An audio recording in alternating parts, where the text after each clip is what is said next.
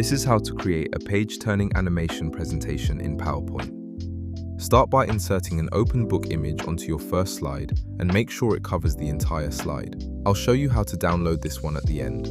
Next, head over to the Transitions tab and apply the page turn transition to the slide. Once that's applied, right-click your slide and duplicate it as many times as the number of pages you want in your book. Now go to your first slide and insert a front cover image. I'm using a leather texture for mine, but you can use any design you like.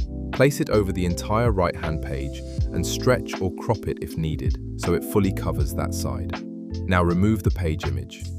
After that, insert a wood texture to act as a background surface and right-click it and select Send to Back so it sits underneath the book. Now select the front cover image and go to Picture Format, then open the Format pane.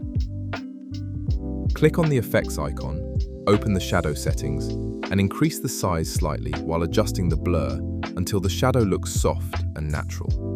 Now all you need to do is put your presentation's content on the slides and you're finished.